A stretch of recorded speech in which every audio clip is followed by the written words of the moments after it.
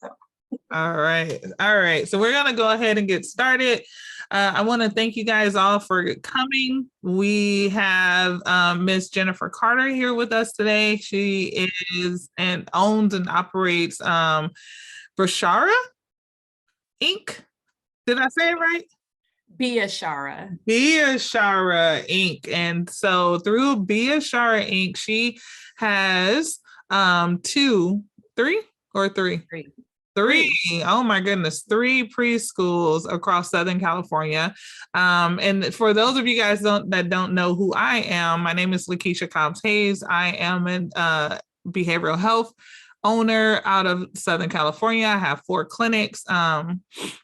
One of the things that I wanted to do, especially in our field, is really talk about how to think outside of the box because, you know, we get kind of pigeonholed. You're a BCBA, and so this is what you should do. This is how you do it. And I think I'm more of a business owner than a BCBA. BCBA is kind of like a side product. It was something that I needed to do to get to where I wanted to go.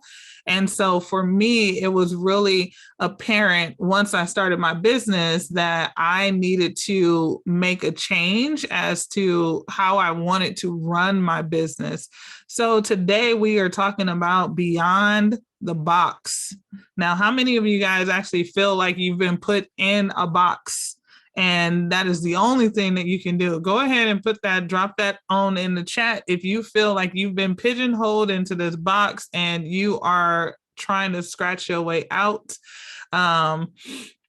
Because that is what we're talking about. How can we think outside of the box and how can we make sure that we are operating within our true genius, our true zone of genius? And so I want to kind of go over just a few bullet points. And then one of the books I'm going to quote today is Blue Ocean. So if you haven't heard of it, you should probably get it. It's going to make sure that you're thinking, like, how do I think outside of the box? I know a lot of, especially in our field, if you are in a behavioral health field or if you're coming from another places, they kind of talk about, you know, competition. And in all honesty, what Blue Ocean strategy talks about is how to think and be innovative and how everyone can win. And so I want you to start thinking about who are your non-customers? So as we're going through this talk, who are your non-customers? And these non-customers are people that aren't your, like, it's not, you know, in my field, my customer base is my parents.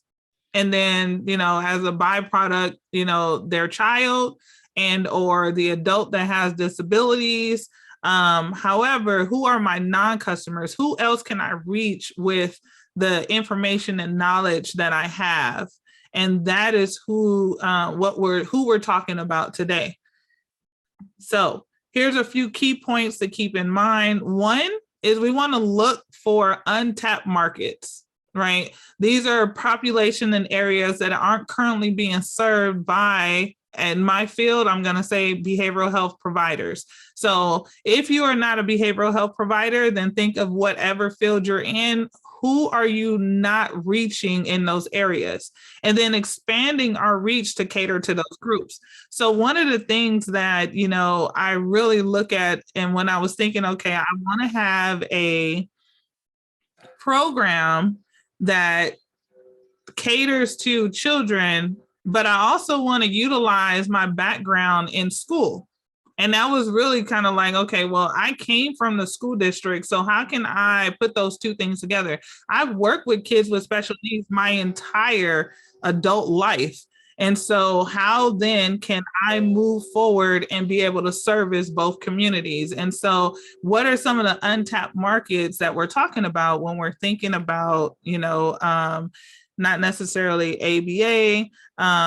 Who are we looking at? How is preschool integrated with ABA? How are, you know, school districts? Can we do enrichment programs? You guys talk, you know, we have social skills programs. We have a lot of different areas in where we can think about who are those non-customers. So one, the other thing is you need to get creative about your services. So one of those ways of getting creative we're going to find out tonight is through, preschools. What does that look like? So if you're talking to me, I'm going to tell you about an integrated play and therapy space. Probably never heard of that, right? I think, I think I've made it up myself, but that may or may not be true. To me, it was innovative. I'm like, ooh, an integrated play and therapy space, right? Like, who does that? A fancy word for a sensory gym, in all honesty. That's exactly what I did, right? So how can you be creative about the services that you're offering? How can you combine something that you love with something that you do? And a lot of times we get into ABA or we get into these fields that put us in this box and say, this is how you do this one thing without letting us build upon what we have. And so you want to make sure that, you're thinking about something creative, and then we create something that is unique to you. Why do people want to come to you? So start thinking about that. The other thing is to embrace technology. Right. I understand that technology is not everybody's friend. However, how can we embrace technology and do it a different way? Right. How can we enhance what we already do?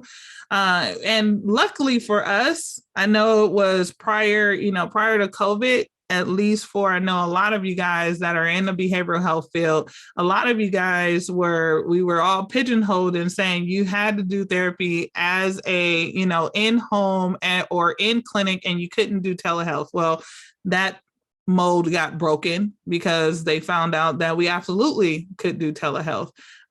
So the next one is build partnerships and collaborations. So although you feel like you are on this island all by yourself, we are not on the island all by ourselves. We are actually in a sea of a bunch of people. And that's what Blue Ocean strategy actually, really talks about, is how can you build those collaborations? How can you take something and make it better? So I was in a meeting the other day where this one company, they are doing, medical devices for colon cancer tests. And they brought their team in, and they had about 5 or 6 different teams, which I thought was super innovative. And what they did was they took their teams and they had them start thinking outside of the box. They had them start thinking, like, what else can our company do to, enhance the services that we have?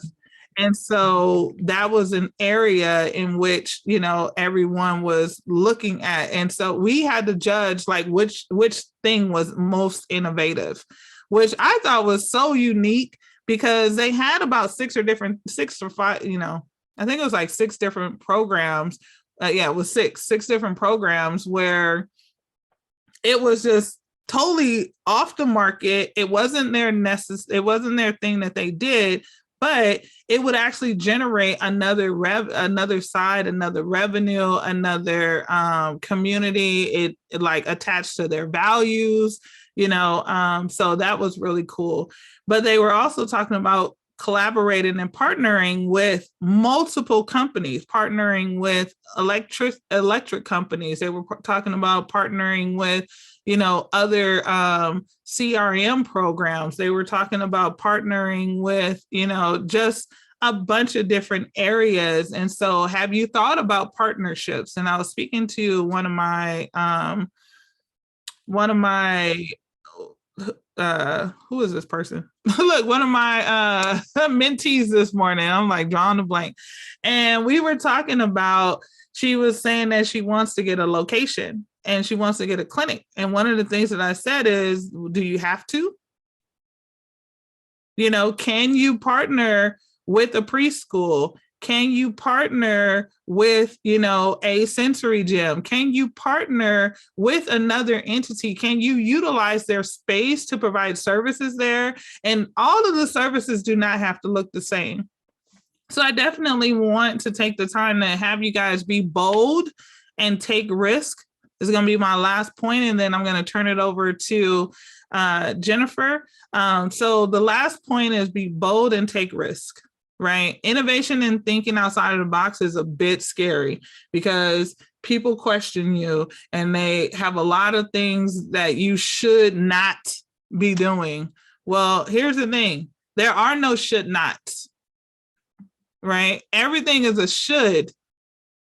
I should be doing this. And here's why I should be doing this. Why should you not be doing this? So making sure that you are not pigeonholing yourself into other people's thoughts and processes about what you should and should not do. Like everything is for you. So I want to thank you all for coming. I want to make sure that, you guys are definitely getting what you are looking for in this Q&A. So I'm going to turn it over to Jennifer. And once Jennifer is done, then we are going to start taking Q&A. So if you guys have time, go ahead and drop your questions in the Q&A, and then we will go from there. Thank you. All right, thank you. I just want to introduce myself a little bit. My name is Jennifer Carter, and I'm actually, physically I'm in Los Angeles, but I do go back and forth between LA, San Bernardino, and now Cleveland because I'm in the process of scouting out a location in Cleveland or somewhere in Northeast Ohio. I've been in education since 1994. And after I had an opportunity to earn my master's degree in instructional leadership and curriculum design, which is really just a fancy way to that was how I got my principal certificate. So I'm a certified principal. And I used that opportunity to really study how Black students in particular, because I have two Black sons, and students who fall into that achievement gap in particular. And that also includes children with different learning styles or different learning abilities.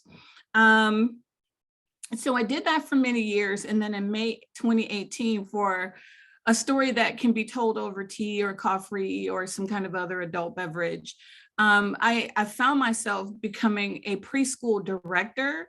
And I think Levon is on. I also had to realize I was a preschool owner and business operator.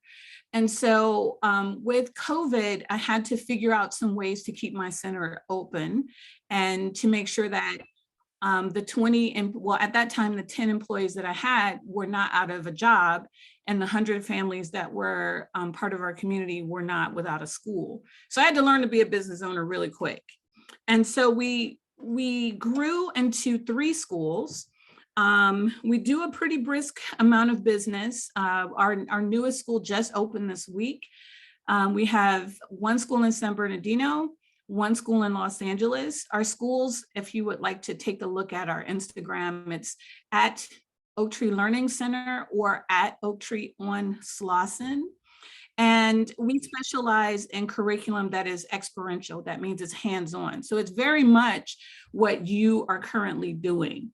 So when Lakeisha approached me about how do I encourage people, or how do I help people become business owners with an add-in of preschool, the first thing that came to mind was kind of a checklist. So I'm going to go through a few things that, if you're considering getting into preschool and adding preschool as a program into a service that you already offer, there's a few things that I think you should consider.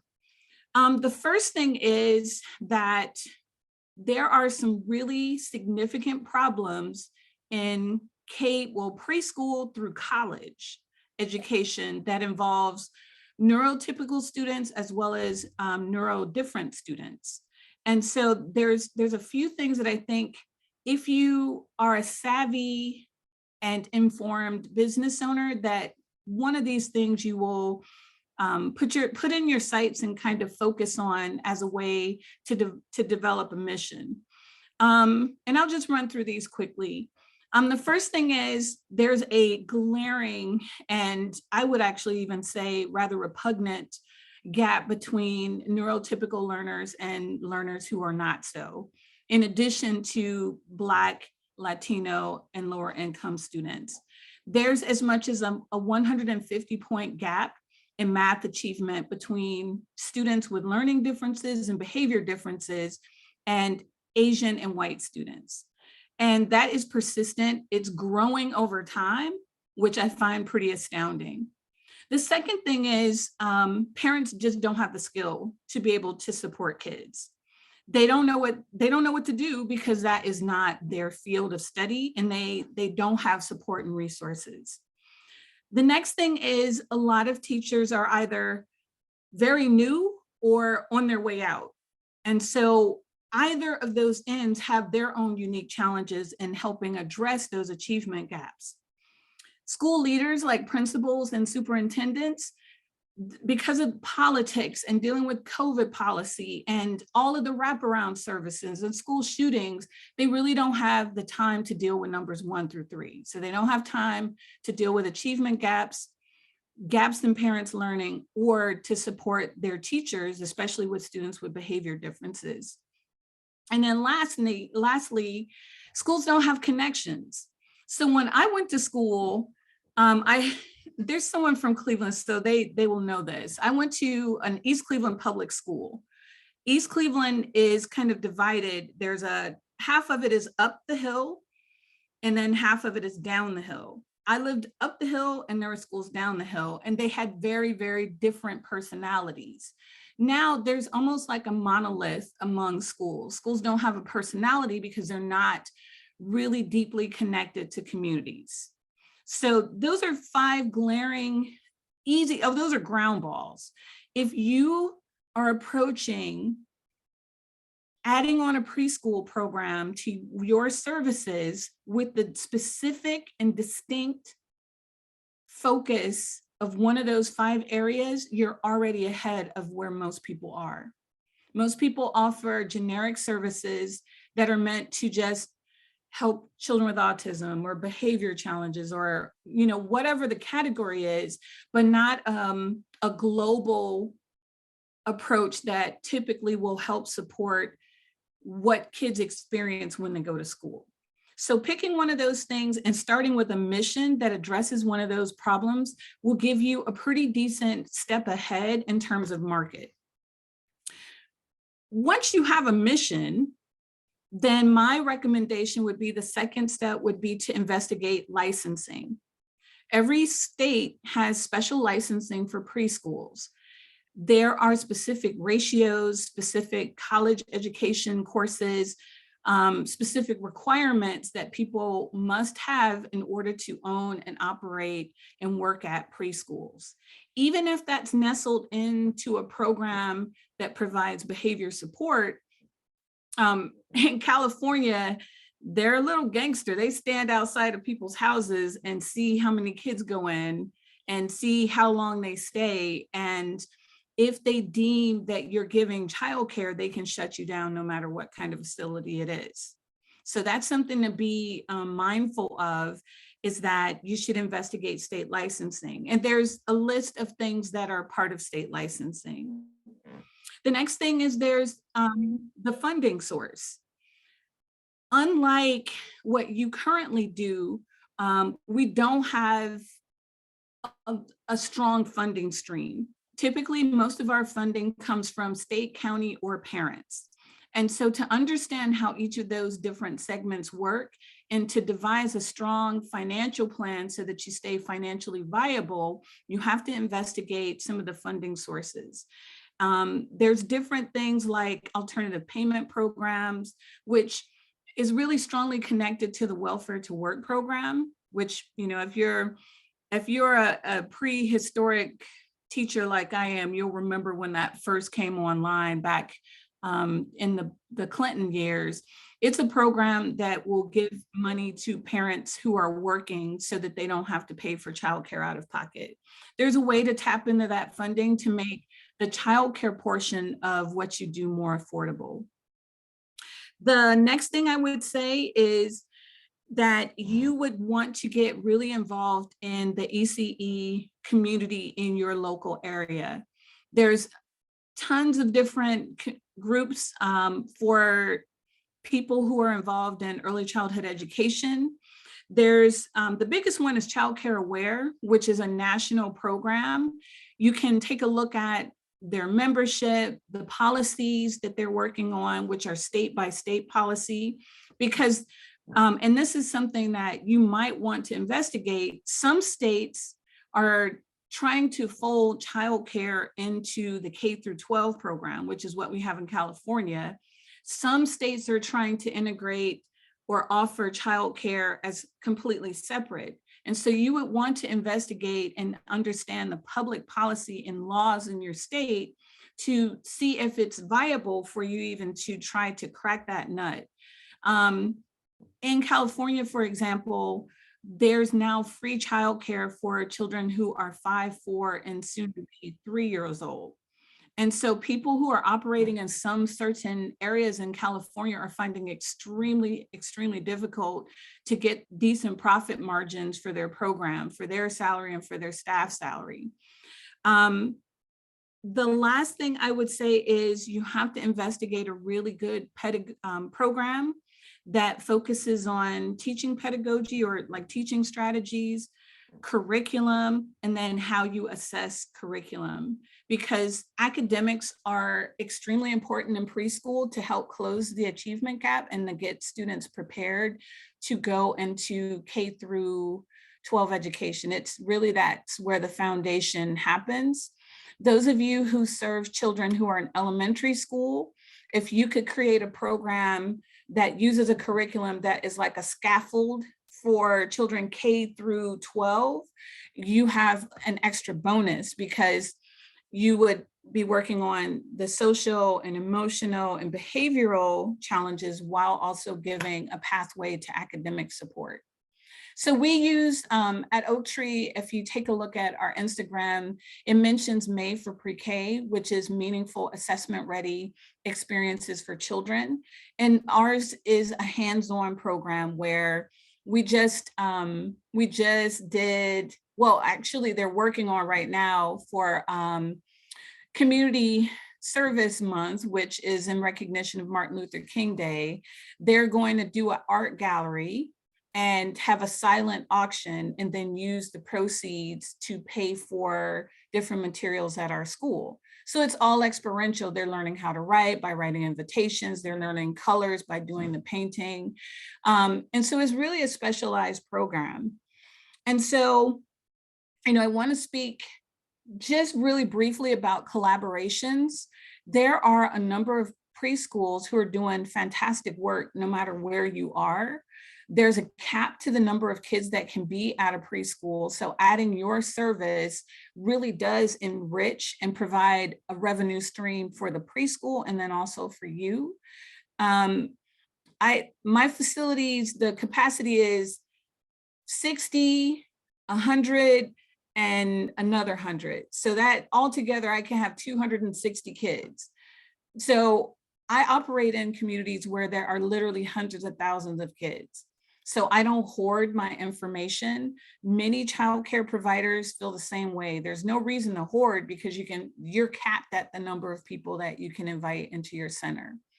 So those would be, if you want to hit the ground running and come up with a way to integrate a preschool program into what you currently do, I would say those are things to keep in mind, making sure you're mission driven, making sure that you investigate licensing, making sure that you investigate funding, getting involved with your local ECE, early childhood education community, and then also having a really strong curriculum to build a really strong program. Thank you. Oh my goodness. That was a lot of information, guys. Sorry.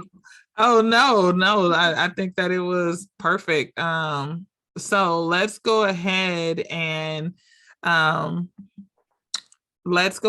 talk about what questions you guys have, because I know that when I spoke to Ms. Jennifer, I had a bunch of questions. I was like, okay, how do we do this? How do I speak to another, ABA or not ABA, but another preschool provider? And what does that look like? So let's start. Anyone here have any questions you want to? Okay, so Nancy, go ahead and take yourself off of mute. I was starting to type it, but it was getting long. So I own a multi-specialty clinic already here. I'm a BCBA, and we do right now ABA and speech for kids ages 2 to 14. I'm sure the problem here is the same as everywhere else, where a lot of our funding sources are limiting our services to kids to like 5 to 6 hours a day, which puts an extreme hardship on our families. Our idea behind that is to start a preschool, so that we can not only integrate our kiddos that are in ABA to neurotypical peers for modeling purposes, but also to provide a place where they can spend longer days so that parents can actually work and not get in trouble at their jobs. Anybody have any suggestions on, as far as, would that need to be a complete total separate entity based on the ethics of our BCBA, of our ethics code, or could we integrate the two and make them into a happy relationship there? What would you think? Lakeisha, do you want to answer? Do you want me to take a stab at it? You can take a stab at it, and then I can kind of go with you. Okay. I mean, we can take. I would always recommend putting out feelers to an existing preschool and offering a way to collaborate. You could do pull-out services. So for those of you who haven't been in preschool is kind of segmented in a couple of things. There's a lot of eating, because you have eating, you have snack, you have breakfast, you have afternoon snack and lunch. There's a big chunk that's for napping, but then you also have time for curriculum and for learning. And during that curriculum and learning time, if you could come in with students, bringing students from your program to that center to get dual enrolled, you would be able to offer pull-out services for kids if they're there all day, having small group sessions, having individual sessions. That's one idea that I would have. What Lakeisha and I have done is we just set up shop right next door to each other. So that's genius. I don't have anybody that's willing to collaborate around here. All they do is kind of kick our kids out to the curb, and they don't want them in their facilities. And it's sad. My teacher heart breaks. I was a gen ed and special ed teacher, and I'm also a certified principal as well. And so my teacher heart breaks when that happens, but typically they come to my clinic because they've been booted out from everywhere else around. Yeah. So what I would tell you, Nancy, is you own a business. Mm-hmm. And however you structure your business is how you structure your business. As long as you're not violating, right, both entities. So in one particular office, you can pretty much have whatever it is that you need there. So if it was a licensed preschool, you can absolutely provide ABA services and or speech, just as long as you're not charging for both at the same time, if that makes any sense. So as long as you're not charging for both at the same time and you're not doing anything unethical, then absolutely, because this is your business entity. Right. And so if you're wanting to turn your office space, if it's zoned correctly, because I mean, also remember, people, as a quote unquote medical field, and I know I put air quotes over our medical field, because we do have a lot of services that people offer that look a lot like daycare. But we operate under a clinic. So if you have a clinic and it's zoned properly, then absolutely you can turn it into a daycare, right? So you just have to figure out in what area are you zoned for, and then reconfigure how you want your business structure to stand up. And so that is going to get rid of all of those ethical concerns, because, while they're here and they're under this particular time, then we're only providing these particular services. And when I pull out, then that is when I'm doing ABA, right? So as your company, and you don't have to get another DBA unless that's just something that you want to do, unless you want to have two separate, I mean, and the DBA is not really going to help you anyway. It's just cosmetic, right?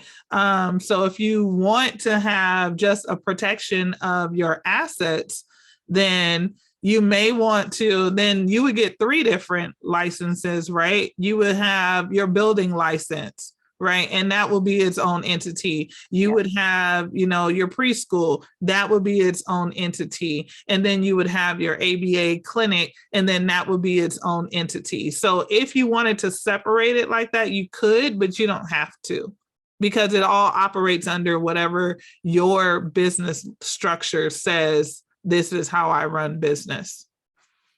Right. Perfect. Thank you so much. I wish I had a partner in crime that I could work with up here, but I would be willing to come out there, but it is too cold. I was just thinking the same thing. I was like, you know what? I would be willing to help you, Nancy, but that the summers are beautiful. I believe it. I believe it. All right. Do we have another question? No other questions? Where will you suggest we look for grants? Brianna, can you unmute yourself and specify when you say grants, which kind of grants, or are you talking about funding sources?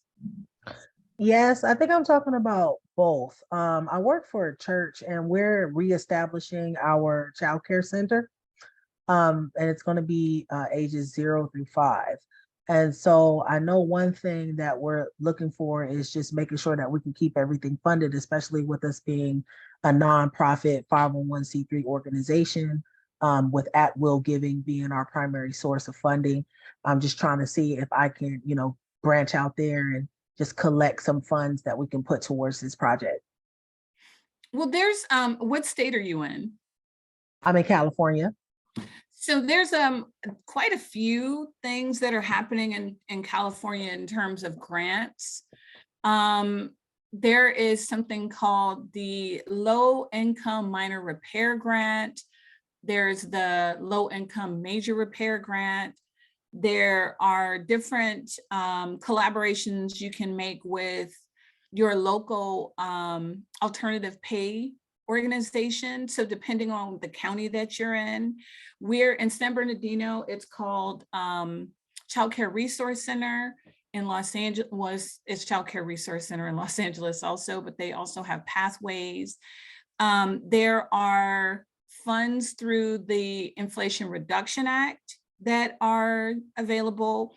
And there's, I was just in a budget meeting today, so I literally just wrote this down. The Small Business COVID Relief Fund, there's still some funds left in that as well. So if you haven't gotten a grant through Lindustry, which is the provider, the servicing organization that they're sending the grants out. And so even though I'm specifically talking about California, there's a parallel funding source for every state, because these all have federal funding sources that are allocated to state governments. So depending on the state government, or depending on the state, it'll have a different name. But if you investigate the COVID Relief Act, or if the Inflation Reduction Act, that should give you a pathway to your particular state.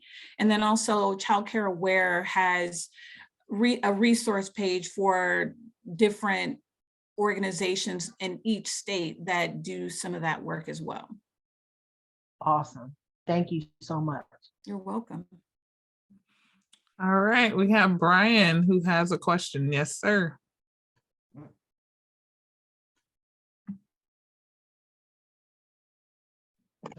Hi, good evening. I'm Brian. I'm in Georgia. Thanks for the presentation and putting this together. But I heard you mention earlier that you couldn't provide preschool services and ABA services at the same time. And I was curious about that, because what if you're, what about programs, if you're working on a program like on task behavior or following group instructions, couldn't they be happening at the same time? They can be happening at the same time. I would caution it if you are doing it on your own and don't have a different entity, because then someone can come in and ask you a bunch of questions about how are you billing in one aspect and then charging in another. So absolutely, we go to schools, we go to preschools, we go to doctor's office, and yes, we do have concurrent billing. I would say, which kind of probably goes to Dominic's question, is if you are going to do that, I would be very, very careful, especially if it's your own business, because then that's going to look like, so who are you charging for these services now? And you are the only owner. So in that case, then yes, you would need to have a solid separation of duties, or you would need to pull out 4 different services. So I have nothing to do with Oak Tree. However, Oak Tree and Key Essentials can totally operate at the same time.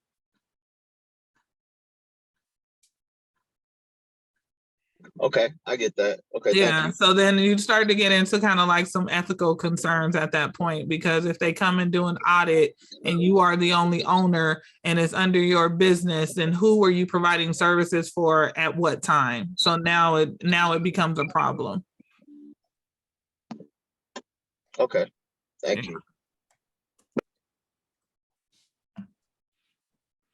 So, Dominique, did that answer your question? I hope I'm saying your name right, Dominic. Yes, thank you so much. I was just trying to get clarification that, would you need the separate EIN for each? In this case, now that he brings it up, absolutely, I would get 2 different EINs. I would have 2 different company names, absolutely.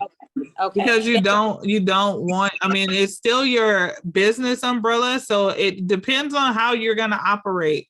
And that's where you're going to need a solid business plan to be able to operate, right? So your business plan says that, we provide ABA services, but we also provide, preschool services. And so if you're going to pull out, then obviously, depending on, how many hours your preschool runs, then you can't say that you provided a full 8 hours and then a full 8 hours of ABA. That would then start looking real skeptical. So then why are we paying for both? Well, and then also many times when you take county funding, there's a timesheet that's hourly. Yeah. And so you literally have to sign children out and sign them back in if they're in the care of another adult. So we have, in addition to Key Essentials, we have language pathologists, different kinds of learning support for our kids. And when they come in, they have to be signed out to that adult for liability reasons too, because that's not my employee. So if let's say they get aggravated and they yank the kid's hair, it's not on my watch. They have signed the child out and then they sign the child back in.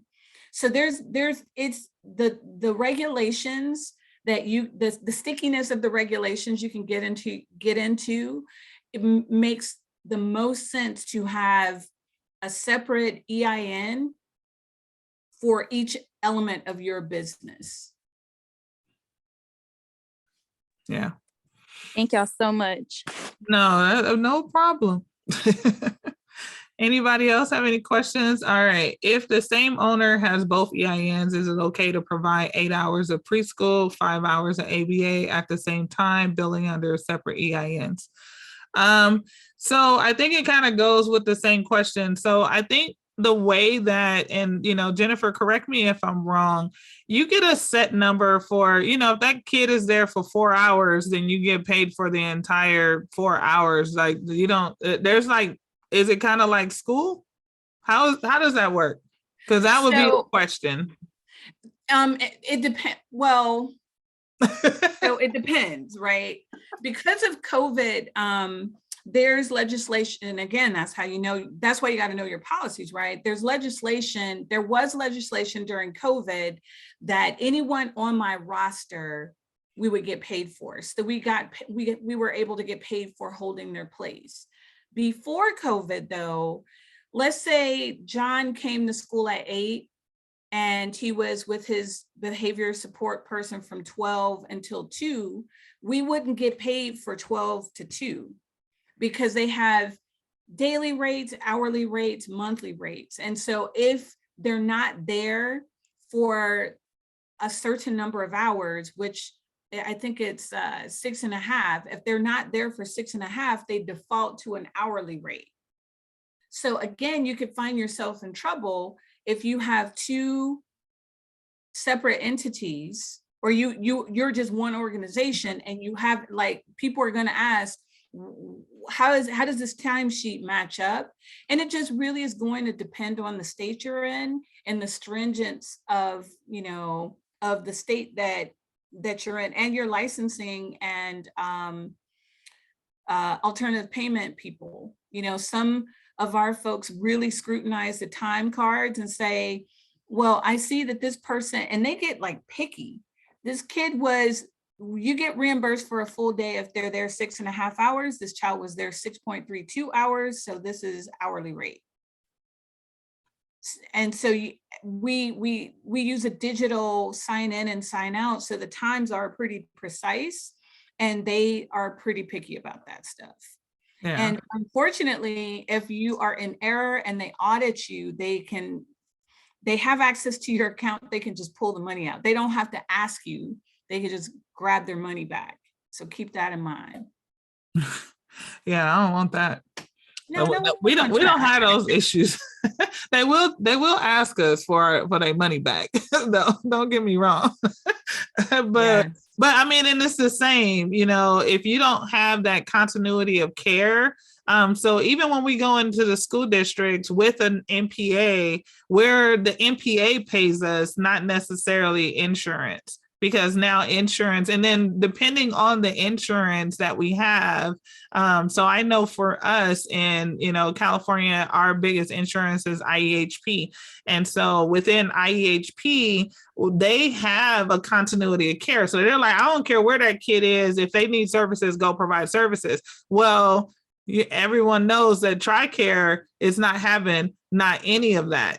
Right. That is absolutely not going to happen. You absolutely can provide services, but if they find out that you are providing services, at a school without permission, they're going to snatch that money back. So you always want to be, careful in how you are operating, because this is your business. This is your livelihood. And so you want to follow as much as possible. Brian, you had your hand up. Did I answer your question or? Well, I'm thinking that maybe I don't understand the rules and regulations about, preschool and what they allow and who pays it and, those types of things, because I and from my understanding, as long as I write it in the behavior plan that like, oh, well, we're integrating this learner into a neurotypical classroom for all day, Monday through Friday, so he can get some peer play with neurotypical peers. We're following group instructions. I can run my programs concurrently, and I'm just not understanding why I wouldn't be able to bill from the behavioral side if like Medicaid is paying it or Aetna. And I haven't run into any problems. I'm kind of doing something similar, like with a daycare right now, but not a preschool. So I'm curious about the preschool aspect of it. I think it's government funded. So then you would just have to figure out what the funding limitations were, because if you're doing Medicaid and you're doing, a state funded agency, then they typically do not want you double dipping like that. So you would really just have to figure out where the funding is coming from. And if it's not a problem where you are, then it's not a problem where you are. But I mean, I personally, I am all day, every day, CYA. Yeah, Every I hear you. day. I hear you. Yeah, I can't go So to jail at all. I hear you. absolutely, absolutely. So you need to dive into what does your funding say when you are operating behavioral services and also getting paid, because then at that point now we have questions as to, you know, why are you using two state funded entities? You know, unless it's strict, they already said you could, then that's a different conversation. So if it's already written, kind of like I was just saying a few minutes ago, I mean, I have IEHP, and IEHP says absolutely I can provide services to this child in any area, whereas, you know, another insurance may not. They're like, no, I don't care where, this needs to be in home, it needs to be this, it needs to be this, it needs to be this. So just make sure that you understand your funding source, whether it be on the preschool side or it be in home, because technically, as a for parents, you know, that may be the case too. They may be paying for services, for preschool services, and then, you know, then the insurance or whoever is paying for ABA services, and then you're able to do those two things at the same time, because I mean, the school is saying that this kid can't be here.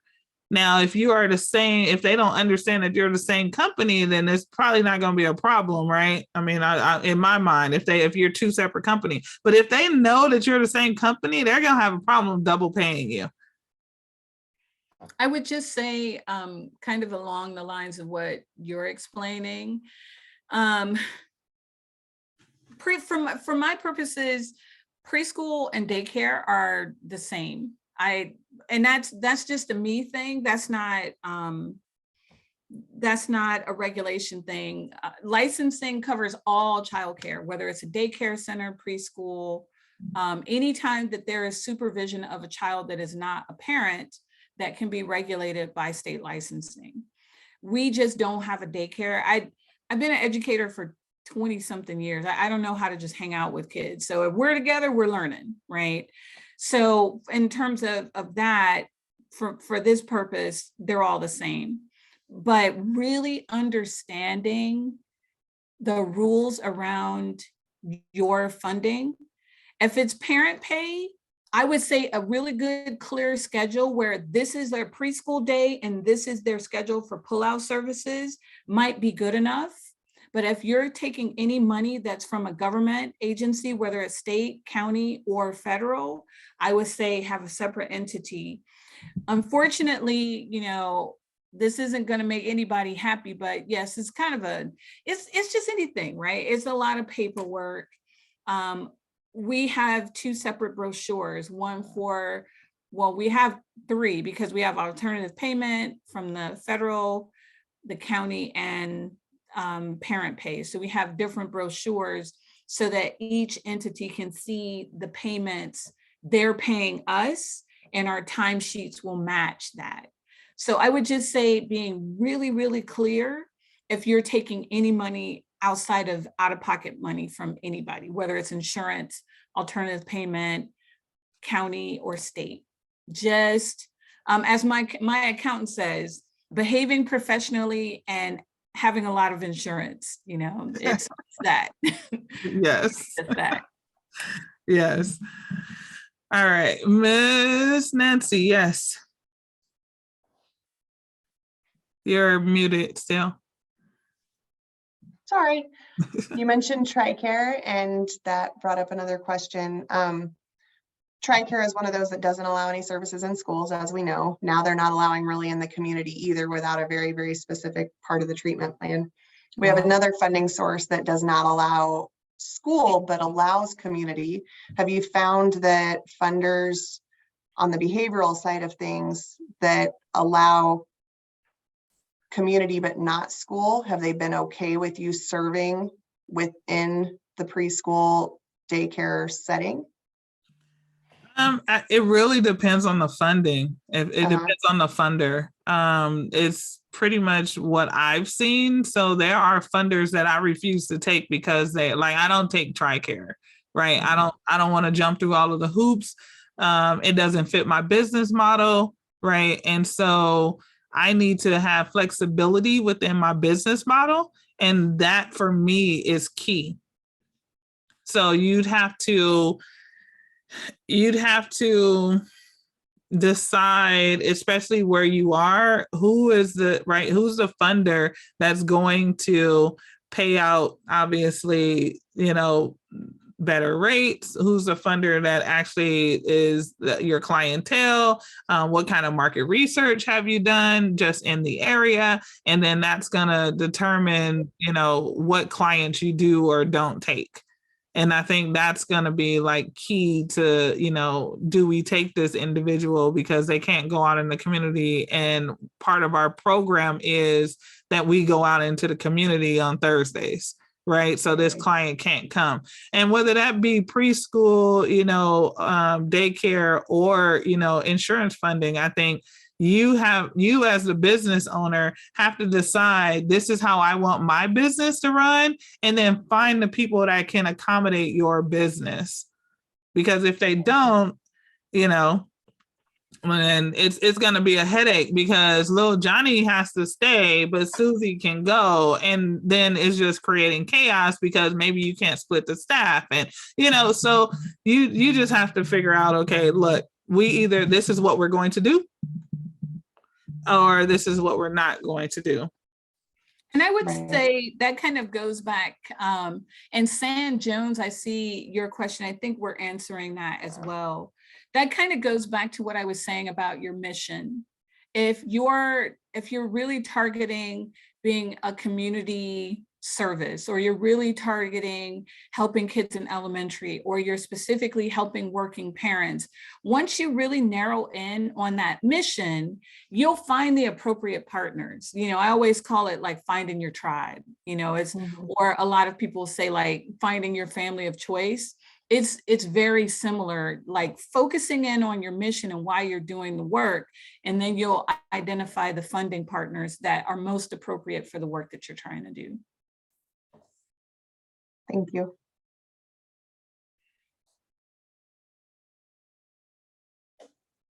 You're muted. I did it myself. We're both CEOs, so I mean, it doesn't have to stick to just this topic. So if you have any questions about running a business, if you have any questions, I know I have some of my people on here from the accelerator program. Lavon just had to hop off. She's in accounting. I believe Acacia, are you still here? She does marketing. So if you have any questions for marketing, you have any CEO questions, like, and we can probably help you navigate between both myself and Jennifer here. We both run multi-million-dollar companies. So if you have any questions in regards to, any business questions, you can also ask those here. So it doesn't just have to be about preschools. I know everyone's wondering how I keep my youthful glow. It's a lot of sleep. I know that's something that people want to ask.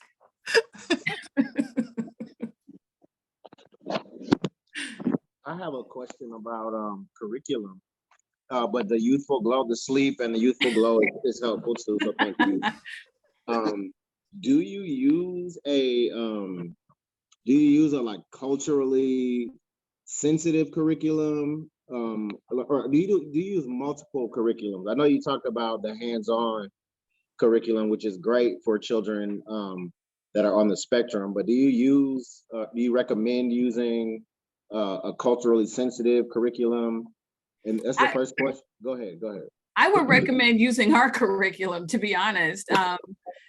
So before I got into this, I designed curricula for schools. So of course, once I had my own school, I just designed one for myself. So it has, it is culturally, it's not just culturally sensitive. I mean, this is going to be a long answer. I apologize in advance.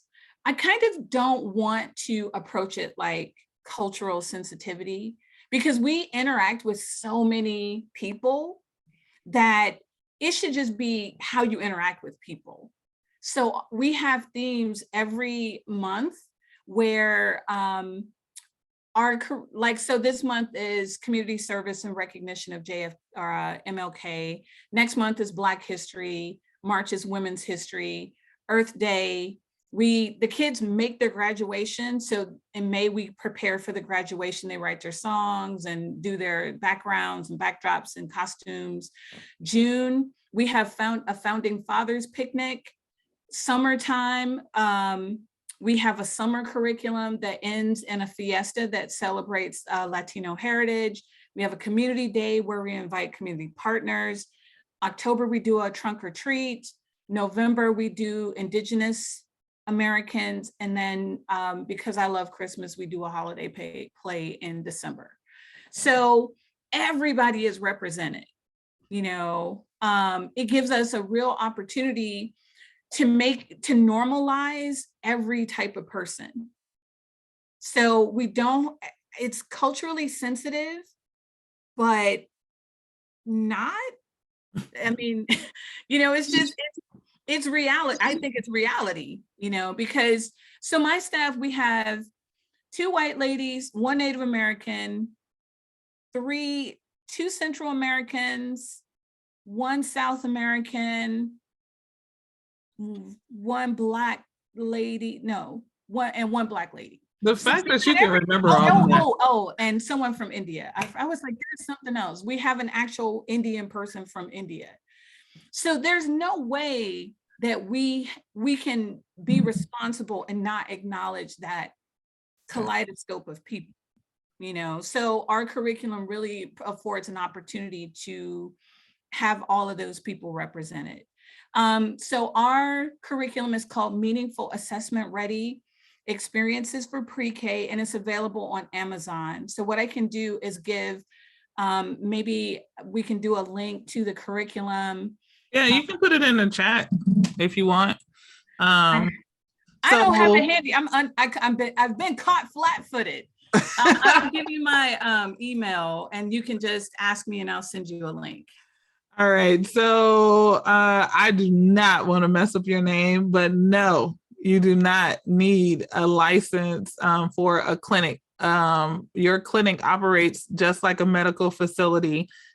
Typically, you need to check your state and local regs first, though, because there may be some things you need to do for that. But for the most part, you do not need a license to operate an ABA clinic. You just need to follow whatever, when you're looking for a place, OT, PT, speech, you may want to look in the medical area.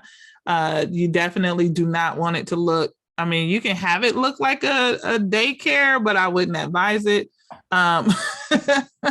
It just really depends. So for you guys that, you know, maybe came on here also to find out, I have a integrated play space and therapy center.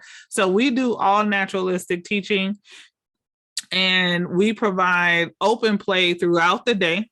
As long as we don't hit our max in kids, then we have typical developing kids in there. We have therapy, therapists that come in and provide services there. We also have our therapists that provide services there.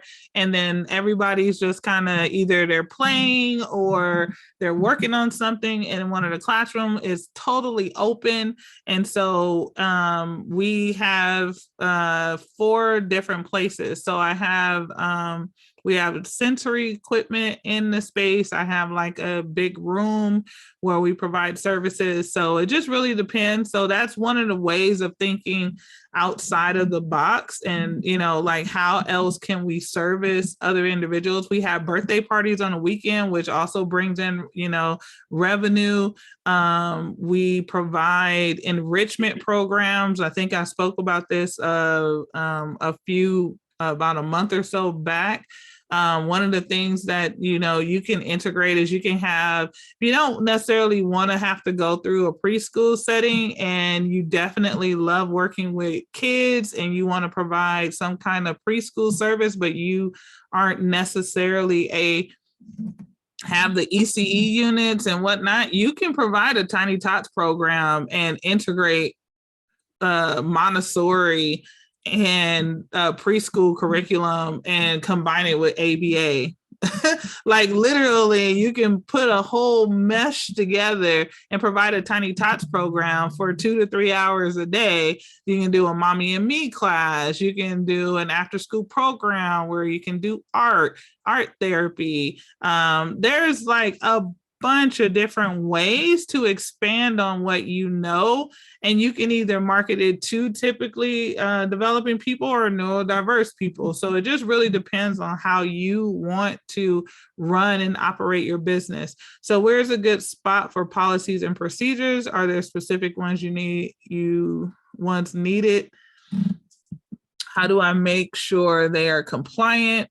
I'm in the beginning stages of no clients yet, but I'm still building the groundwork, but do have an LLC. Are we talking about a preschool or an ABA company? Because if you ask me, policies and procedures, you can, for the most part, you can get those most anywhere, but you're also going to kind of play on what it is that you want in your company. So as far as ABA is concerned, your policies and procedures, I mean, and if you join, obviously, I'm gonna put a plug in there. If you join the accelerator program, we will most definitely help you with your policies and procedures and make sure you have them. But if you do not want to join our accelerator program, you can also look at just these different areas. So policies and procedures, honestly, you can get almost anywhere, right? You just need to make sure that they fit your mission and your standards, and then they're, true to the rules and regs in within your local, your state and or city. And I'm sorry. Go ahead for preschool. And on the preschool side, you can just Google preschool licensing and then the state that you're in. So preschool licensing, South Dakota, preschool licensing, Ohio, preschool licensing, Georgia. You'll be able to find, and it's like a checklist that it's a hassle, but I would recommend, sometimes we as CEOs want to offload it to someone else and say, I don't want to do that. But I would really encourage you to participate in filling out the licensing documents so that you familiarize yourself with the policies and the regulations, because they're not policies, they're regulations, and you can find yourself in violation of them. The completion of those documents will get you familiar with the regulations so that you can build policies that'll stand up to the veracity of visits and licensing visits and things like that. Awesome. And I mean, as far as ABA is concerned, I'm gonna tell you right now, most people are throwing stuff at the wall. Most people are picking up their regulations and things and from different points of view. You have to be HIPAA compliant. So definitely that is a given, right? But everything else, there's a process to it. And if you don't understand the process to it, then most people, especially coming into this field, are like, you know what, I can go do this. I can work on my own. And so I'm going to grab something from here, and I'm going to grab something from here, and I'm going to grab something from here. And then you realize that that's really not how you want to run your business. So the only policies and procedures typically in ABA are ones that are built out of a working knowledge of how your business runs, how you want your business to run. Because I can any day come in and give you policies and procedures, and if it doesn't match the culture, your value system, and what it is from your business model, it's not gonna work out for you. So you need to make sure that you are looking at what you want your business to look like, and then also paying attention to where you've worked before so that you're able to, move into have a concise, policies and procedures. But I heard of 3-Pied Square, they have some. Well, who else has some? Like, there's a bunch of different companies, if you're just looking for policies and procedures, you can get some for $99. Tisha, is Tisha still here? What is the name of that company? I always forget. Behave Like a Boss. Behave Like a Boss. I want to say it's $99. So there are cheaper ways than going to, spend thousands of dollars on getting policies and procedures. So Behave Like a Boss has them, but make sure that it aligns with what you want to do. I'm full of resources and information, and then I need some help every so often from people like Tisha. This is the best business advice I've had. You all are wonderful. Had a private pay center-based social skills program for elementary kids, and I'm now trying to switch to using insurance because my clients are all too severe for social group, but I need one-on-one. The staffing expenses are causing me financial strain. Yeah, I gotta do it. I mean, if you have a solution, anybody has a solution to that, put that in the chat. Staffing. That'll do it. How do I stop my business? To stop my business to add another entity. I would say never stop your business. Never stop your business. I don't know if I can juggle all that in time. It's worth it to keep it because Acacia, you have the cutest baby on earth. keep the business at all costs. Yes. So me and Jennifer will never tell you to stop doing business. What you need to do is probably slow down a little bit and then reassess to then kind of build back up. So what is it that you need right now? What is going to, if you need 1 to 2 employees and then just work your way up to a 3rd employee and then a 4th employee as your revenue starts to catch up, then that would be my suggestion. And then and it's really also really hard to say because obviously we don't know all the intricacies of what you have going on. And you are a private pay. So yeah, trying to move to one-to-one is going to be hard. Unfortunately, a lot of parents take advantage of people that do social skills and are private pay because it's cheaper than ABA services. And it's unfortunate, but they will, and they'll just say, oh no, my kid can do social skills, and they absolutely cannot do social skills. So you may have to reassess how you're doing social skills and what clients that you're taking, and then take them on a trial-based period. That may be helpful. So a 24 hours, like let's see how the first or second session goes. And then, if they don't fit this program model, then, we're going to discharge within 24 hours. So it really could, it could go either way, Erin. But I'm definitely open. If you reach out to me, we can go over maybe a consultation, and we can kind of talk about where you are and if I can help a little bit. All right. How big of a space would you recommend for preschool?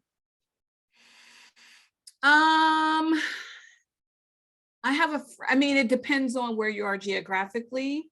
I have a friend in the Bay Area who has a facility that's as small as 34 kids, but she charges $2,200 a month. So you would have to run your numbers and see, find out how much you can charge. There's something called the reimbursement ceiling rate. Every county, every city has one. If you Google reimbursement city rate or reimbursement ceiling, it tells you how much you can get from the county per child. And I think running financials off of that would be advisable. I would say that you want to keep a facility that's more than 35 or 40 kids, but infants, there's a smaller ratio for infants, and those are people who are 12 months and younger. If you have children who are 18 months and older, the ratios are a little bit higher. And so the profit margin is a little bit higher. But I would say investigate what the reimbursement rate is. Or if you're in an affluent area and people pay out of pocket, and I say affluent because most middle class areas will opt for something that's free. So if there's a Head Start program, if there's an elementary program, they'll gravitate to that. But if you call around to other centers near where you're thinking of to get their rates, and you can start to run some financials based off of that to come up with like your ideal center size. Yeah. And for, an ABA center, you don't really have to start that big. I actually suggest that you don't start that big because that is a lot of overhead. A preschool is a little different there, it comes with some different, like the expectation is a little higher. Whereas if you start off small in the ABA field, you can build up because as you can see, that overhead, and both myself and Jennifer, I want to say that is our biggest overhead expense is payroll. Mm-hmm. Yeah. So, and I have 60 plus employees. So you can, you can go ahead and count what that is. I think last year I spent like $1.8 million just in payroll. Yeah. and I wish it wasn't so. I would have loved some of that money in my pocket, but $1.8 million in payroll is pretty hefty. Typically in preschool, you're going to spend 50 to 60% of your income in staff. Yeah. And I want to say for us in ABA, if you are growing your business, the right way, you are going to probably do about 76, more on the end of 60 to 70%, unless you come up with some different cool model that that nobody has invented as of yet. And when you do, call me and let me know, because I'm definitely trying to reduce this cost overhead. And I keep records down to how much are we spending on admin costs versus clinical costs.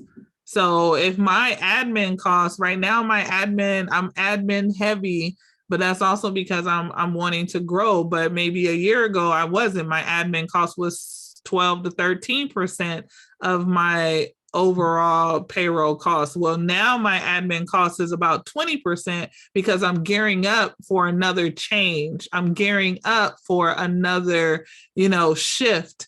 We're probably going to take in another 100 or so clients this year. And so if we're going to take in another 100 clients, then I need my admin costs to be a little heavier so that then the, billable costs can start to catch up, and then my admin costs will start to go down. And then it's going to cycle through again. Once I need to start, once we start getting into more people coming in, my admin costs are going to rise.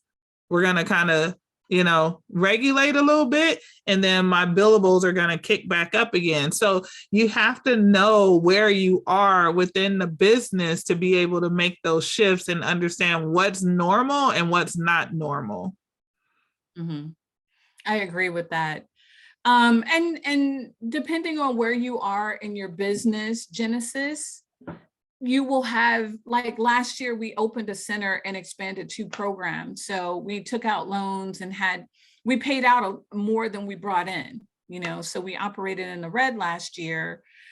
When I first started business, if someone said you would be operating in the negative, I would have been like, oh no, but it's part of the ramp up. So now we have a lot more capacity. We're taking on kids left and right, and it'll increase our revenue this year by between 20 and 30%.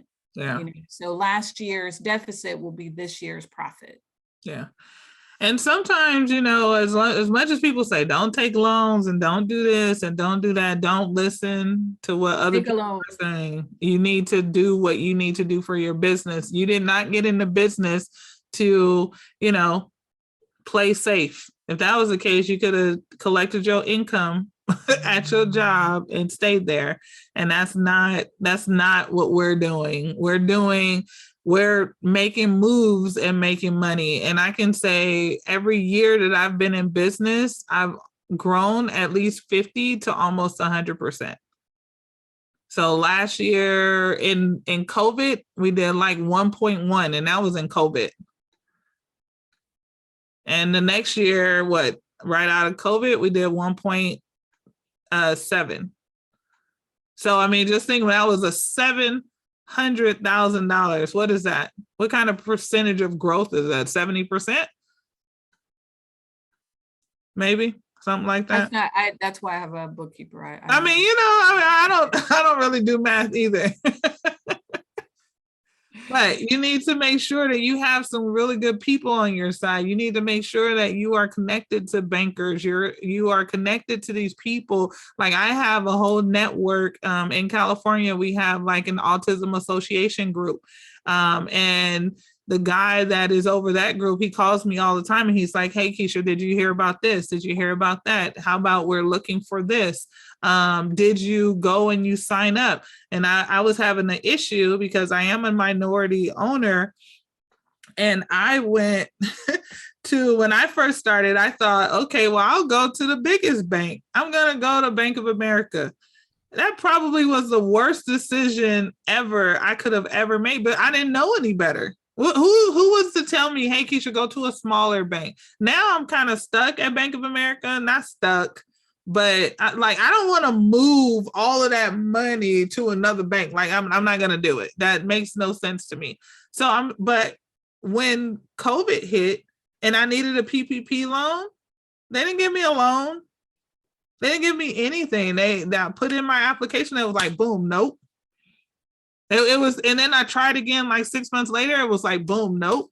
But then I had someone within my group that called me and he said, hey, Keisha, did you get your PPP loan? And I was explaining to him that I didn't.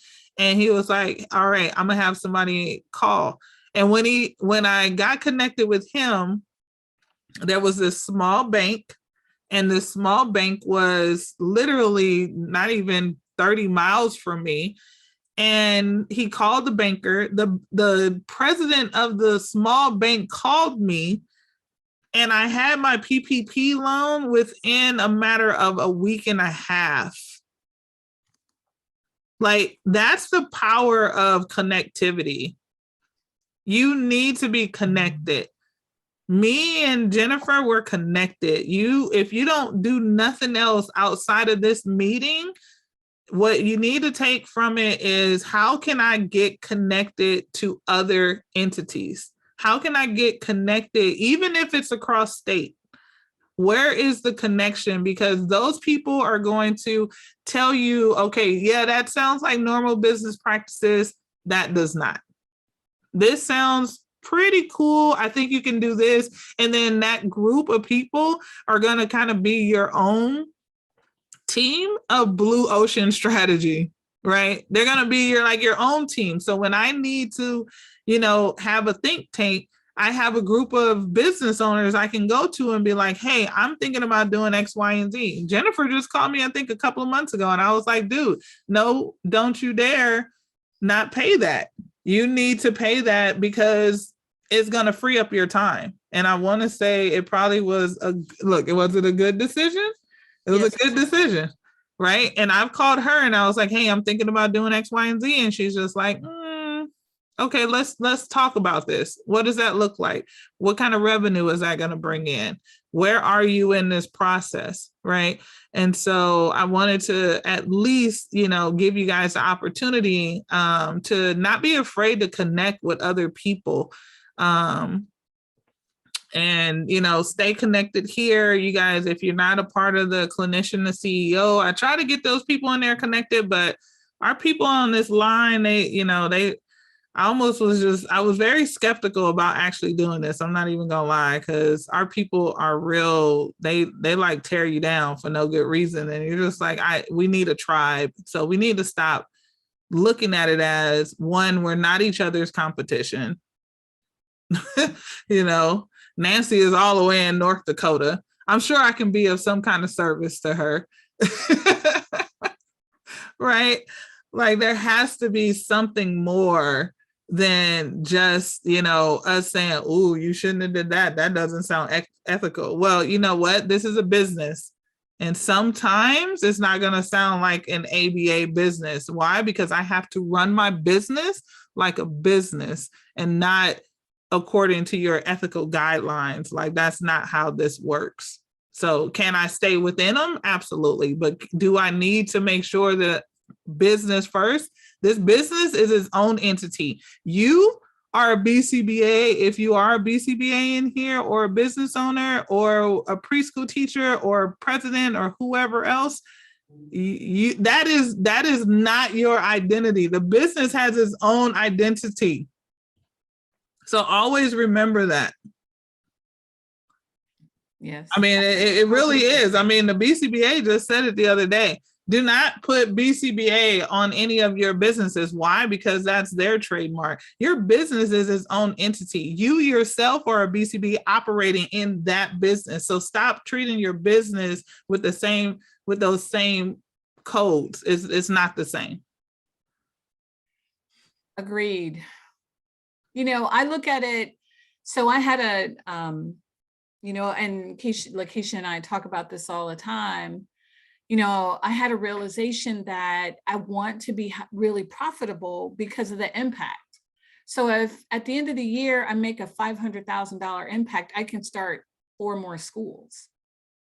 I can increase my salary so that the average salary for preschool teachers is $13 an hour, and for the state of California. Nationally, it's like $9.50.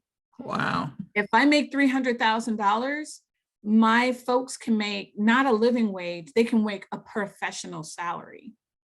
So am I trying to perpetuate their poverty, or am I trying to really change lives?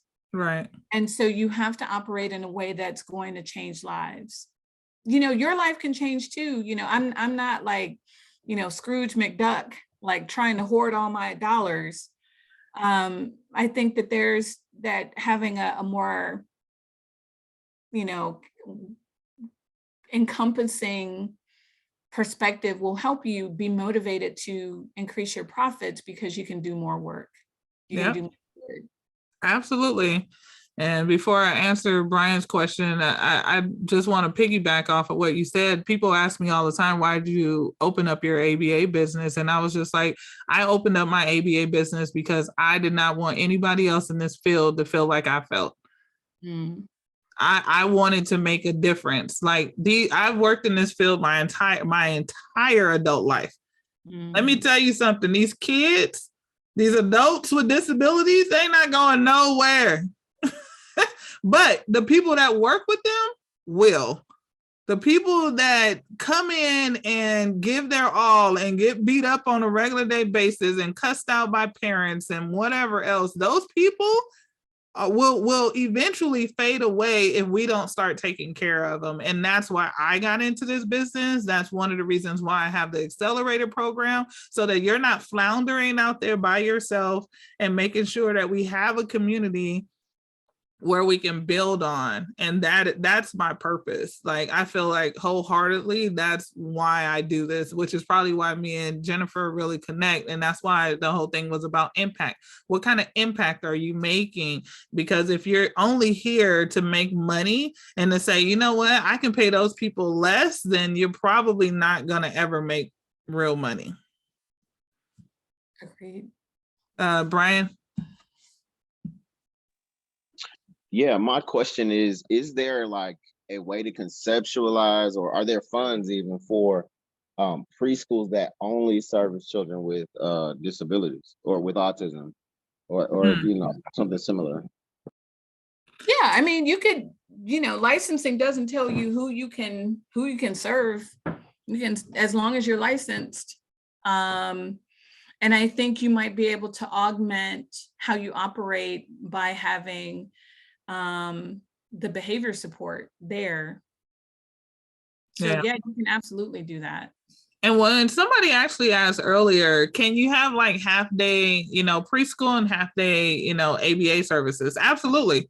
That may be the most financially feasible way to even do it, is to have half of your business be ABA and the other half, preschool, because yes, those numbers are lower.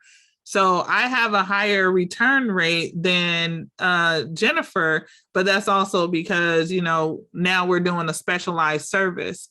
I also have to pay a higher rate to my individuals. So maybe hers, she talked about $13, where we're paying anywhere between, 18 to what's the other number, like 25. Like we have people walking in right now, zero.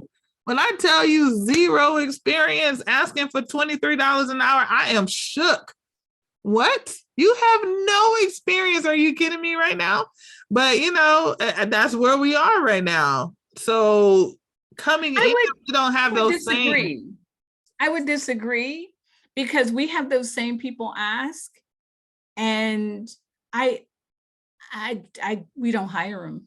We don't either, but still. We make that part of the conversation in the pre-interview, and we let them know, like, we're an upstart. So one of these fine days we'll be able to, but right now, and what ends up happening is that we have a hardcore, super devoted staff, because they get it and they know they're building with us. So I would just add that in, because that's everybody's being driven crazy by anybody over 40 is being driven crazy by people who are not over 40. But I don't necessarily know if, there's, if you can work with them. We've had some success. Best way to approach daycare owners, and then we'll get to you, LaToya. So for about a potential partnership. So what would you say, Jennifer? I would say it's just like, speaking of young people, like if someone slides into your DMs and is like, hey, why don't we, do something unsavory? You're going to be like, what the heck? You have to court people, go to their networking, go to their groups where there's the local planning committee, which oversees all of the preschools. Join meetings where professional development opportunities, and learn what it means to be in preschool and build a connection. Just like Lakeisha was saying, you want to build a network, then the connections and possibilities should start to reveal themselves in those conversations. But it's just like, if you go in with an agenda like, hey, you have a preschool, can I open in there? That's a little off-putting. I would say, get to know the community, make connections with, there's so many preschool community organizations that if you can't find one, you are not looking, and just become a regular in those circles. LaToya?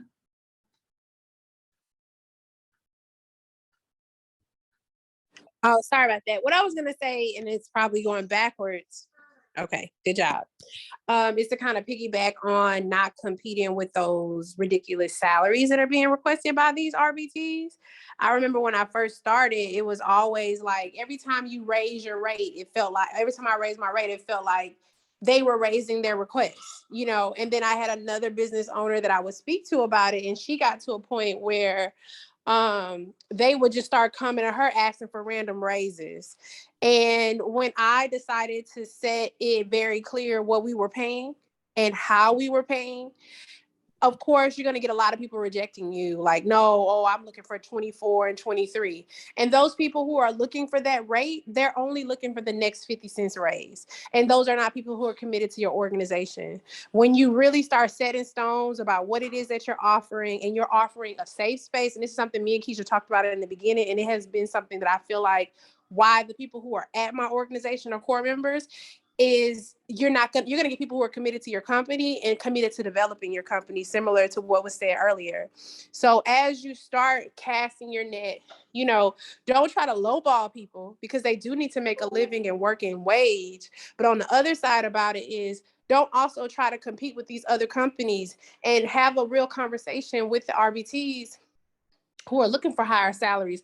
Okay, so you want $24 an hour? The company that's paying you $24 an hour, is it full-time?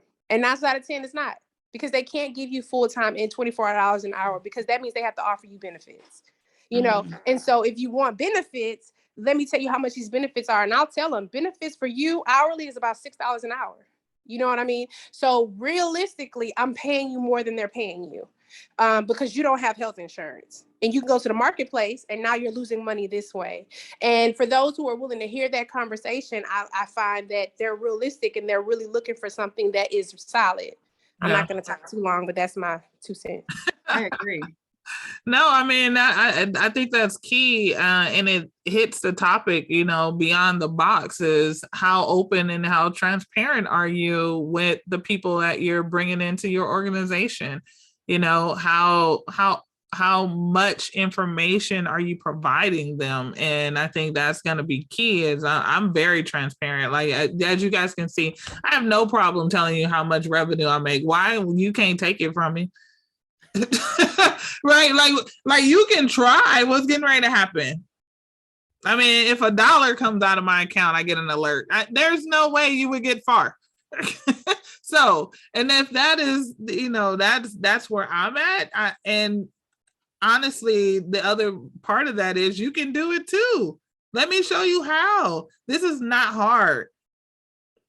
It might be time consuming. You might have some things that you're going to have to do, but it's not hard. So let me help you make some money while you're doing it. So, Miss Jennifer is, I want to thank you so much for gracing our platform. We have one more. I am only doing this for one more week. And then if you want to talk to me, then I suggest you join our program. But we are only doing this for one more week. I'll stay on for a little bit longer than Miss Jennifer, but I wanted to say thank you so much for attending today. I truly, truly, truly appreciate it. We are thinking about doing something together just for you guys that, want to have a preschool. So I'll let her kind of explain that a little bit, or I just explained it, who knows. I mean, I could just say like a little, those topics that I spoke about, the areas of where you can start your mission and investigating state licensing. We're considering a series where we will go into those things more in depth. And I mentioned some of the resources, but like I said, I've been a teacher forever. So I like to do what's called a make and take. So we will make an action plan together for you to take and implement on your own. So it would be a series where we would come together, create an action plan, talk about resources, do some research together while we're together, so that you do have a network and you do have a community. And then you would be able to take that as a blueprint to get started on either adding a program or starting a whole new program. Yeah. But I have to hop off. It's been a lot of fun. I love when people ask good questions and make me think. So thanks. Lakeisha is going to stay on, but I'm going to hop off.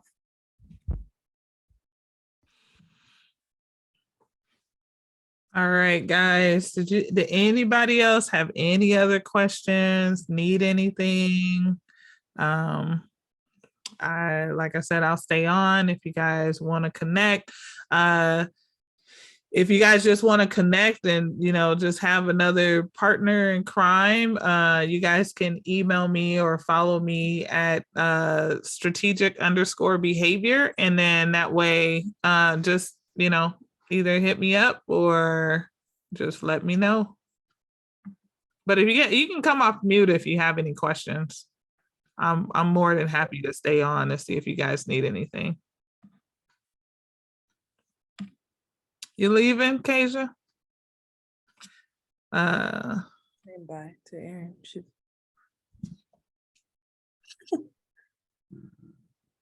So yeah, Lakeisha. Yes, sir. Yeah, this is my first time. I actually got the information from this chat from one of my colleagues here in Georgia, and I've never heard of like any of this. So I'm excited. I didn't know that, like, I was working, well, there's this one company that was kind of badgering me to work with them. But yeah, I'd much rather learn what I can from you. So what the accelerator program is, it's mentorship for BCBAs that are or like that are starting businesses, or it's a little bit of both. So what we do is, for those that are starting a business, we are helping them start their business. However, there are at least, I want to say at least four of our accelerator actually in here that actually have businesses. Some are making anywhere between 6 figures and on their way to 7 figures this year. So I normally, what we're going to do is we're going to pair you up into a networking group to where you will have support on the level that you're on. And then the other part of that is we have one-to-one sessions. So it includes one-to-one. So we meet for the first 3 months. The first time you meet with me, it'll be for 90 minutes. We go over a strategic plan, figure out where you are, where you want to go. And then the next month, we kind of solidify those plans. The next month after that, we meet again. And then after that, you're able to meet with any subject matter expert that we have. So we have available to you marketing. Marketing has a Q&A once a month. You go in there, you learn just the different marketing tips. And then she also provides you with 10 templates a month, so that you can put that incorporate that into your program. There's no thoughts behind it. I can just, set it and forget it. We have accounting in our program, where she'll come in and she'll teach you how to look at your numbers, what's going on, any questions that you have, any second opinions that you guys need. She'll be there to answer any questions. I'm creating a dashboard right now to help, keep track of your finances. I should have that up and ready for you guys that are in the program, like about in a week. And then we also have HR consultant. So she comes in and basically you can ask her any questions you want. So my goal was to make it pretty much a one-stop shop for those that are starting, and then those that need extra support. So, we get in the habit of hiring people when we start a business, and we don't know if them people are telling us the truth. So this is a way. I don't know about you guys, at least that's what I've experienced. I'd be like, you know what? I don't feel like you telling me. I think you see the money that's coming in my account, and then you think I'm stupid. So I'm gonna need to talk to somebody else. And so this is a safe place where you are able to come and get your questions answered. Also get support. We have a business binder that we get, and then we'll just be dropping resources in there so that, when you do go and let's say you're ready to get that loan, or you're ready to, move forward, or you want a line of credit, that you have everything that you need. One of the things that I've been real fortunate in doing is being very strategic about moving my business. I've been in business now for my 7th year, and I really haven't worked in my business for the last 2 years. Like I literally do not see clients. I was gonna ask you if you still see kids. I don't see how you would have time to like write notes and behavior plans. No. And do all of this stuff. No, I do not see clients. I knew very early on. I realized once I got in business that I am more of a business owner than I am a clinician, and that's okay. And so you need to understand, who are you in this role? Are you a business owner? Are you a clinician? If you're not a business owner, then you need to surround yourself with people that's going to help you build your business. And if you are a business owner in this space, then you're going to need to learn really quick how to build up your team so that you can get yourself out. And that's what I did. I learned how to build up my team so I can get myself out, so I can focus on the things that I love, which is actually building people, not necessarily kids. Like that was a byproduct of where I wanted to go. Okay. Yeah. And so is it a monthly membership fee or? So right now, the link is in the chat. So right now we have an early bird special. So our early bird special is, if you sign up, actually between now and next Monday, you can sign up for 4 payments for $9.97, or you can sign up all at once for $34. I would think it's like $34.97. And then you have access to the entire program for the life of the program. Okay. Okay, thank you. No problem. We look forward to seeing you in our group. We also, Arthur, are you still here? Oh no, Arthur left. So we need more men in our group. We need more men in our tribe. So come over and, be a part of our accelerator program. And if you need to speak further, you can always email me, and I'll drop my email in the chat.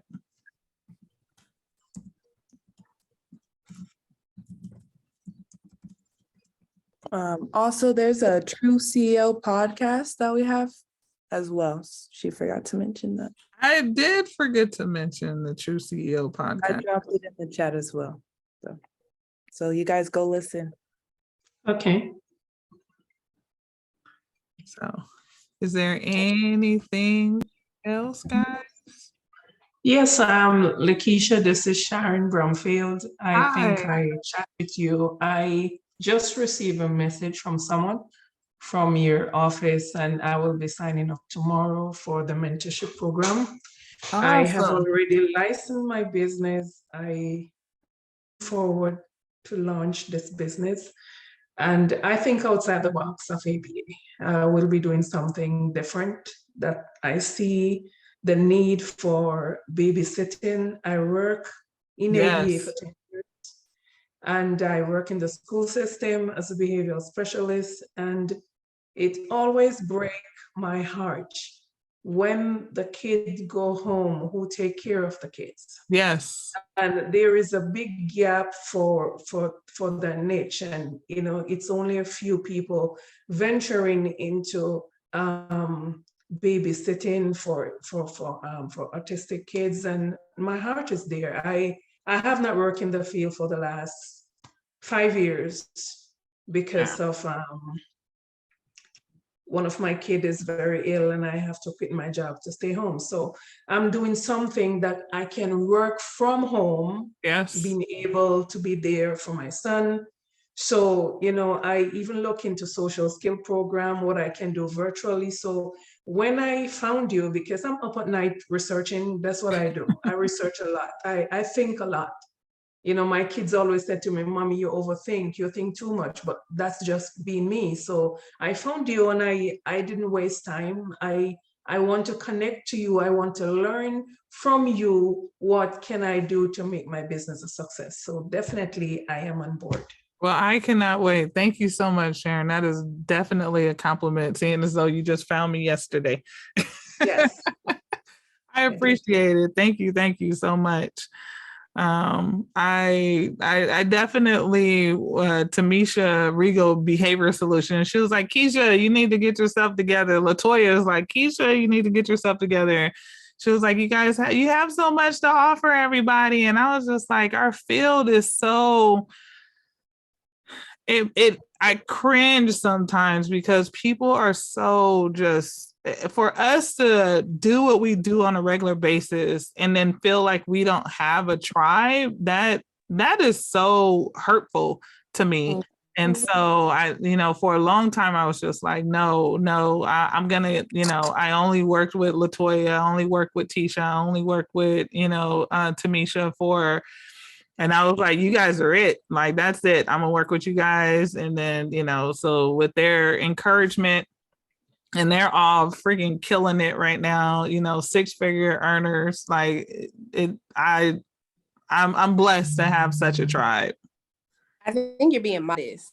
We talked about this the other day. You keep saying 6-figure when you really need to say over 250,000 owners, because yes, over 6 figures really downplays the type of support you've given me in the last, what is this, year and a half or 2 years? Or wait, no, we're a solid 2 years now. Yeah, because we met around December on Clubhouse.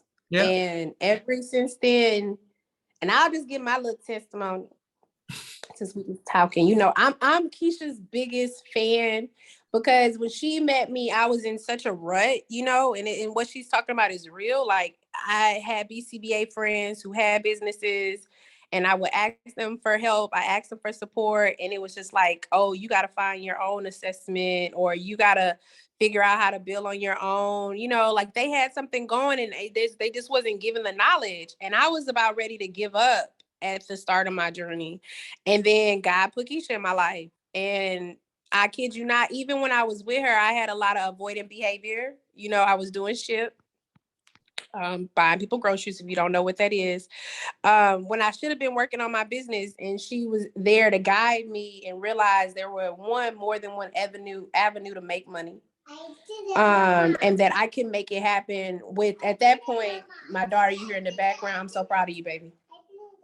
My daughter, you hear in the background, she was only 18 months. She wasn't 2 yet. So I felt like kind of pigeonholed with trying to get out of the house and start kind of making my business going. And she just helped me realize, like, you can do it with your child. Yes, give it here. I'll throw it away. Don't you throw away nothing. No. You're not going to throw away. I'll take care of it. Thank you. Go Pocahontas. Okay. No, I'm gonna close it out because she done playing with food, but teaching me that it's possible no matter what the avenues. And in this time, I done messed around and had another baby, and Keisha helped me through that too. You know what I'm saying? And so I'm done having children. I'm ready for my business to grow, and I'm glad to have someone like Keisha in my corner to make it possible. Look at you putting a whole testimonial on it. I'm just saying, like, I'm a believer, and I'm not getting paid to say this. Like, I'm joining the program with y'all. So, because I feel like there's so much more she's going to give me in this process. Like, if you want to grow, you want to be around people who look like you, that's going to help you grow. Like, Keisha is definitely the people. You want to say something? You want to say how much you like Keisha? My daddy was just making me open. All right, that's unrelated, baby. Okay, I'm going to mute myself. So now I have to jump in, LaToya. I have to agree with everything that she said. I feel like God has put Keisha in my life also at the right time. We were going through the pandemic, and, I was ready to give up. I was going through a lot, and I was just, stuck. And I probably had about 5 clients at the time, and now I have 20 with a whole like a wait list now. So like, she really guided me and helped me, because it was a very tough time. I lost family members during the time, and I was just ready to throw the towel in. But basically everything that LaToya just said is definitely exactly what I was, experiencing. And I got great information from Keisha, and she doesn't hold back. As you can see, she gives a lot of information. She does. And it's like, I'm like, wow. And then just to see another woman doing this that looks like me just made it even better for me. She made me feel very comfortable when I first met her. I had a conversation with her. So she didn't just meet with me and say, oh, I didn't have to sign up for her services. She met with me, we did a consultation, and right away I knew that I wanted her to mentor me. So thank you, Keisha. I really, really appreciate you. Thank you, Tisha. Mm-hmm. I promise you guys, this was not staged. They always trying to embarrass me. All I appreciate it though. We not trying to embarrass you. We just telling the truth. Like honestly, like, and I think the people listening can tell like the authenticity because you've given away so much right now, and ain't nobody paid for nothing. Yeah. Well, So, I like, mean, if I don't. anybody think this is staged, then they gonna miss out on their blessing. Yeah. No, I appreciate it. I mean, I just feel like I've been in this field for a long time, and I don't feel like this information is proprietary. Like one, you can go out here and get this information from anybody from anywhere. So why not tell it? It's only going to help you be better. Just like I was like when Sharon was speaking, I was like, yes, babysitting. I thought the same thing. I was like, man, and what you can use is like in my brain, I'm like, that's respite. And let's figure out like what kind of respite care that you can get to fund this babysitting program. And, but I think that that's how my mind works. And so I am very much a person that is very resourceful, and I try to make sure that I'm thinking like, how is this going to help the next person? So, but do you guys have any other questions? This is getting a little mushy for me. I think I got like 5 more minutes and then I'm gonna have to let y'all go because these people around here, I'm hungry. I don't know about you. No problem. Go ahead and connect with us. Like I said, you can either follow me on strategic_behavior, or you can even follow me under Lakeisha Cobbs Hayes. It's really up to you. If you follow me on Lakeisha Cobbs Hayes, I make no promises, though. I just want to let you know I make no promises about hardly nothing. But we do have under strategic behavior, under strategic_behavior. Not that I don't make any promises, but I'm true to myself on all of them, but I try to keep it clean on strategic behavior. On Lakeisha Cobbs Hayes, you get the raw and real and the uncut version of who I am all the time. Dominique, we've kind of crossed paths like for years. So thank you so much for coming. I hope you were able to get your questions asked and answered.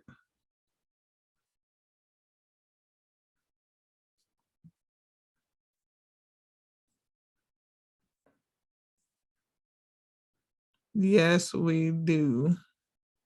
So, all right, guys. Thank you so much for coming. You guys have a good night. I will see you guys later.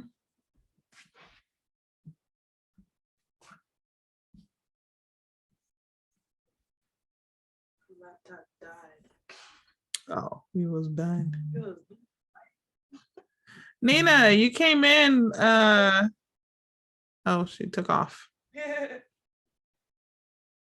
I don't know if she was here before, but